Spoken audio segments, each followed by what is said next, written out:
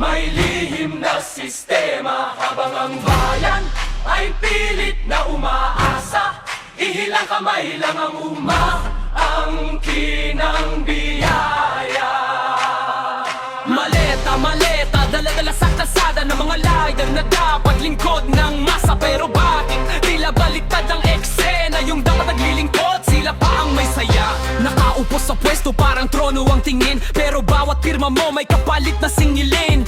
Hindi na serbisyo, parang negosyo na rin. Kung sino may connection, siya ang may laban din. May proyekto sa papel, pero wala sa lupa. May budget sa plano, pero nawawala bigla. Kalsada sira ulit, kahit newly build daw. Parang magic ang pera, biglang naglaho, wow! Sa bawat bidding process, may bulong sa gilid. Konting pabor lang, makukuha mo ang bid. Ganito ba ang sistema na tinatawag na tama? Kung ang panalo laging nakadepende sa impluensya. Habang may meeting sa hotel na may buffet, pasiwan na sa kalsada, walang pamasahe pa. Habang may convoy na may blinker sa daan, may estudyanteng naglalakad kahit tulad. Sinabi mo para sa bayan ng hangarin, pero bakit parang iilan lang ang kumikin? Yung pangako mong pagbabago naging dekorasyon. Sa bawat eleksyon pareho ang eksenasyon. Flood control daw, pero baha pa rin sa bayan. Parang tawa ng sistema sa mga mamamayan. Ginawa pang palabas ang public service, kasi parang scripted na lahat ng lies. Maleta,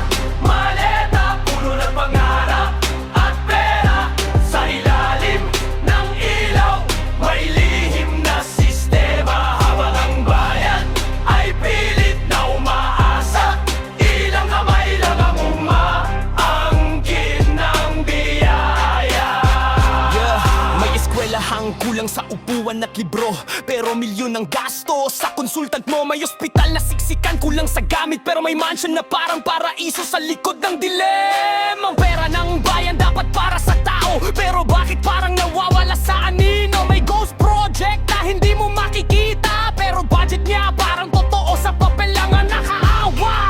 Sanay na ang marami sa sistemang mali, pero tanggap na kasi parang ganito na ang normal sa mata ng iba. Kahit mali na tinatanggap na lang ng masa. Kung serbisyo ang tunay na sukatan ng galing, bakit ang simpleng tao laging nahihirapan pa rin? Kung ang gobyerno ay para sa bawat isa, bakit parang negosyo ng iilang pamilya? Hindi ito galit lang, kundi pagod na sigaw ng mga taong matagal ng tahimik ang galaw. Kasi bawat proyekto na hindi natatapos may kasamang pangarap na unti-unting naglalaho. May mga nga lider na nakangiti sa kamera, pero likod ng entablado may ibang eksena. Pirma dito, lagay doon, mabilis ang daloy, pero serbisyo sa tao laging mabagal tunay. Hindi ito ingay lang, ito'y boses ng bayan na matagal nang kinukubli ng katahimikan. Kung ang kapangyarihan ay para sa iilan, panahon na para bawiin ng mamamaya. Akala mo matibay ka dahil hawak mo pera, pero ang pundasyon mo ay gawa sa sistema na sira. Hindi ka boss, hindi ka hari, hindi ka Diyos, isa lang taong nalulunod sa sariling agos. Ang kaban ng bayan, hindi mo personal na yaman, pero kinamit mo parang sariling kaharian. Kung may hustisya lang na mabilis dumating, matagal ka nang wala sa upo ang kinikiling. Hindi kami bulag,